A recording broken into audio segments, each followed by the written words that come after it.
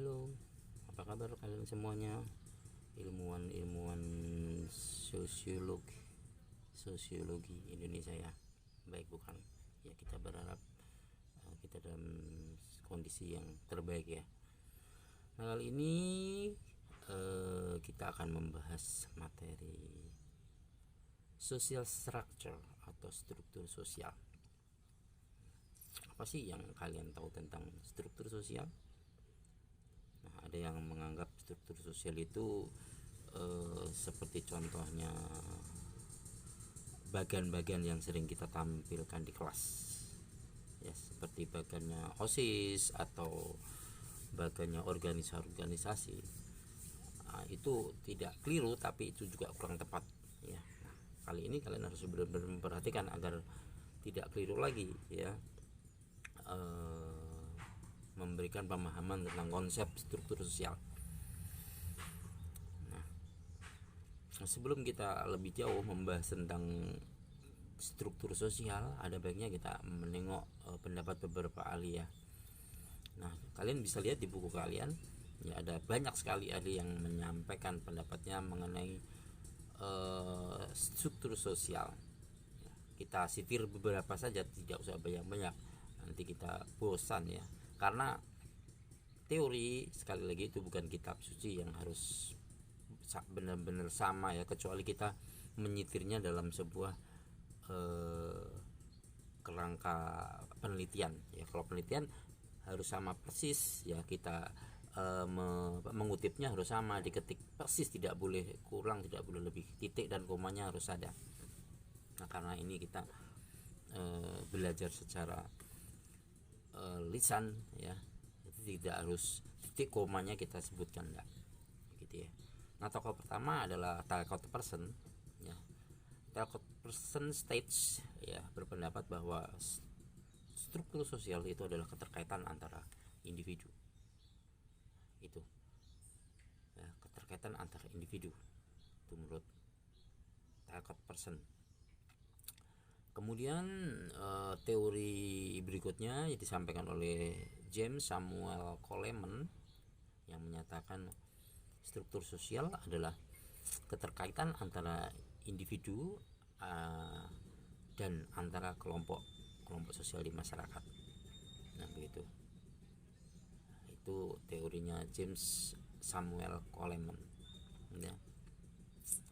Nah, kemudian yang ketiga disampaikan oleh William Kornblum ya.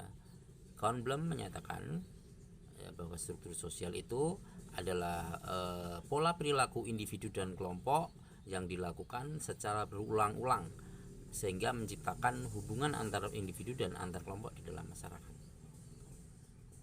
Itu Kornblum.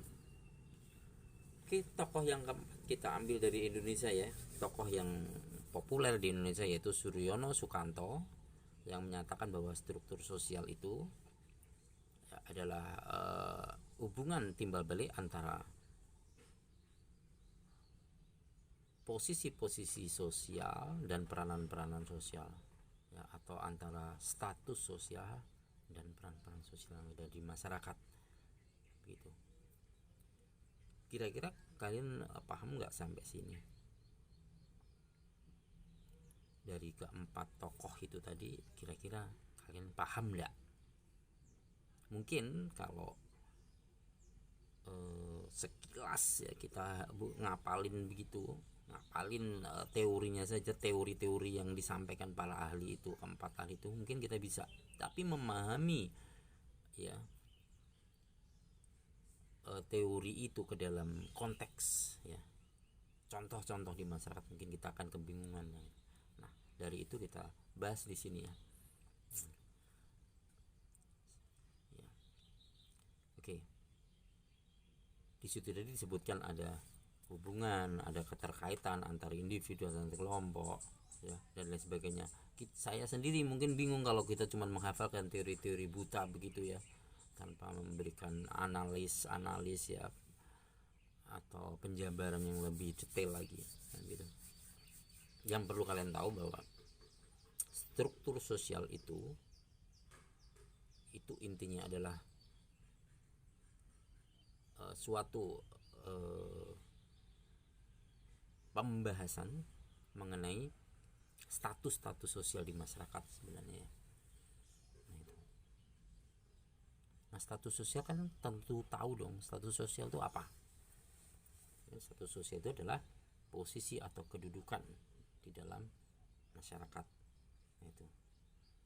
Contohnya kalian ketemu saya seorang guru, kalian seorang siswa. Nah, terjadi pola hubungan. Nah, begitu pola hubungan, ya kan? Ada satunya membawa status guru, satunya membawa status siswa. Nah, keduanya berhubungan menciptakan sebuah pola yang rapi, yang tertata, ya.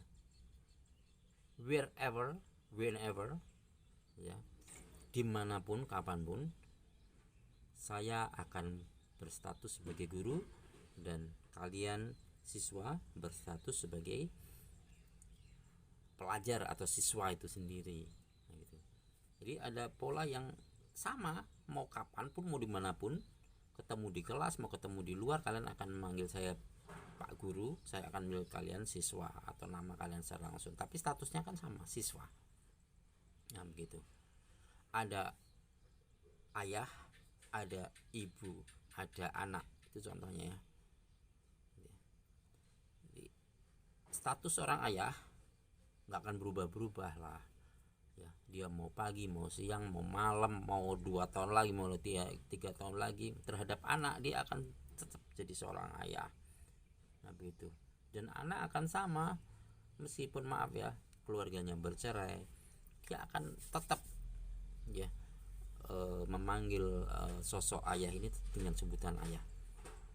Ya, kalau sama istri mantan istri, sama suami mantan suami, tapi sebutan ini, ya, status sosial sebagai ayah ini tidak akan hilang. Nah, gitu loh.